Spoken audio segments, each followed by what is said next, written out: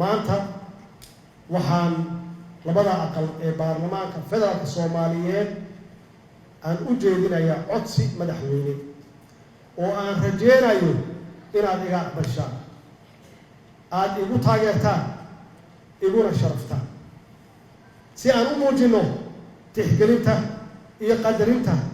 aan u hayno waa madaxweyne Farmaajo oo dalbanaya meelmarinta matalaad siyaasadeed oo ay hesho magaaladii uu ku dhashay ee Muqdisho waanu si gaar ah meel gaar ah iga taala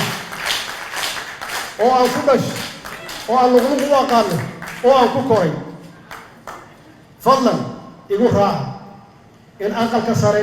ay caasimadda Muqdisho ay ku yeelato matalaada ay ayuu dalabkan ka hor jeediyay fadhi ay u dhamaayeen xubnaha golayaasha sharci dejinta dalka si gobolka Banaadir matalayaal ugu yeesho golaha aqalka sare ee baarlamaanka jamhuuriyadda dood dheer oo maalmo qaadata kadib xubnaha golaha shacabka ayaa iyaga oo ka jawaabaya codsigii madaxweynaha jamhuuriyadda iyo soo jeedinta guddiga wadajirka ee sameynta xeerarka dhamaystirka sharciga doorashooyinka ayaa cod aqlabiyada ku ansixiyay 13 mudane oo Muqdisho ku yeelanaysa golaha aqalka sare madaxweynaha jamhuuriyadda mudane Maxamed Cabdullaahi Farmaajo ayaa uga mahad celiyay guddoonka iyo xildhibaanada golaha shacabka tixgelinta iyo fulinta codsigii madaxweyne ee ku aadanaa xaqiijinta matalaadda siyaasadeed ee gobolka Banaadir madaxweynaha ayaa tilmaamay muhiimadda go'aankan taariikhiga ah ee aan horey loogu dhiiran inuu ku yimaaday dadaal wadajir oo ay muujiyeen shacabka iyo dawladda Soomaaliyeed oo maanta ay ka go'an tahay in la sii ambaqaado hanaqaadka dimuqraadiyadda loo dhan yahay ee dalka golaha shacabka baarlamaanka jamhuuriyadda federaalka Soomaaliya waxa ay ka jawaabeen dareenka shacabka Soomaaliyeed gaar ahaan rajada bulshada caasimadda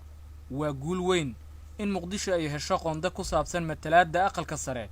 waayo waa caasimaddii qaranka waa astaantii dawladnimadeena waana muraayadii dadka iyo dalka Soomaaliyeed sidaasi waxa yiri madaxweynaha jamhuuriyadda Maxamed Cabdullaahi Farmaajo madaxweynaha jamhuuriyadda ayaa sidoo kale ka codsaday xildhibaanada sharafta leh iyo guddiga dib u eegista dastuurka inay ka shaqeeyaan sidii maqaamka caasimaddu u noqon lahaa mid cad inta lagu guda jiro muddo xileedka golayaasha sharci dejinta